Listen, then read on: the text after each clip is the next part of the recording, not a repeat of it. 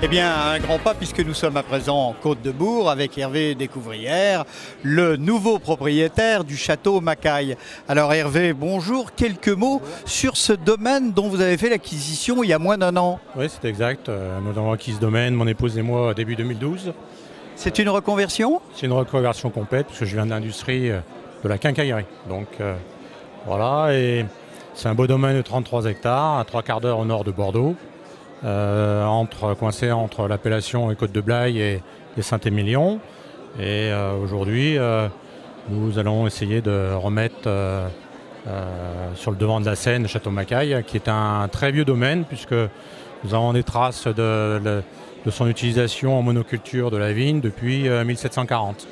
Et aujourd'hui, nous disposons d'excellents terroirs qui peuvent nous permettre de faire des vins, de faire des vinifications et d'obtenir des produits à la hauteur de nos grands voisins.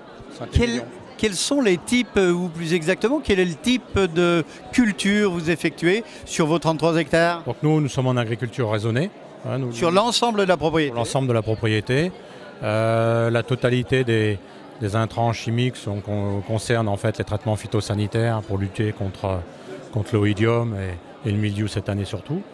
Et aujourd'hui, on enherbe 50% et on travaille le sol à 50%. Donc, nous avons supprimé la quasi-totalité des désherbants.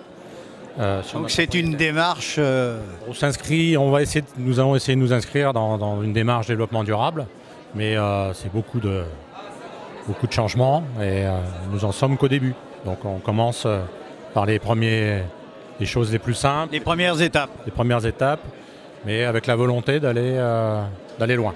Une belle démarche. Quels sont les vins que vous produisez à la propriété? Essentiellement des rouges, je crois, à 90 ou 95%. Exactement. Nous produisons essentiellement des rouges. Nous avons 1 hectare de blanc sur lesquels aujourd'hui... C'est pour la soif?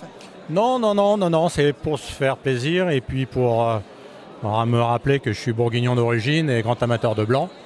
Donc nous allons travailler avec notre œnologue conseil qui est Olivier Doga sur des vinifications à la bourguignonne de ces blancs pour montrer qu'en Bordeaux, on peut aussi faire des beaux blancs. Caractéristiques de vos vins rouges, de vos Côtes-de-Bourg, du château Macaille? Donc, ce sont des vins équilibrés, pas trop tanniques, où on essaye de garder une amplitude aromatique certaine. Il y a un peu de fût de chêne qui arrondit? Donc on a un peu de fût de chêne sur le premier vin. On travaille sur des fûts d'1 an, 2 ans, 3 ans. On essaye d'assembler ça pour essayer d'arrondir, d'avoir un peu de gras et d'avoir des vins plaisants.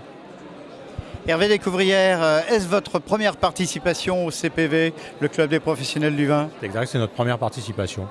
Et alors votre sentiment, belle affluence, qualité des visiteurs, ou il y a des choses que vous attendiez que vous n'avez pas encore trouvées, pardon? Alors nous sommes bordelais, donc coincés entre les Bourguignons et les Côtes-du-Rhône.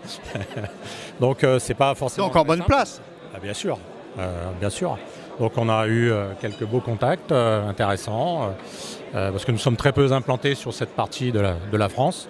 Et on espère comme ça trouver des partenaires cavistes et restaurateurs pour vendre notre château Macaille. Quelques belles touches ce matin?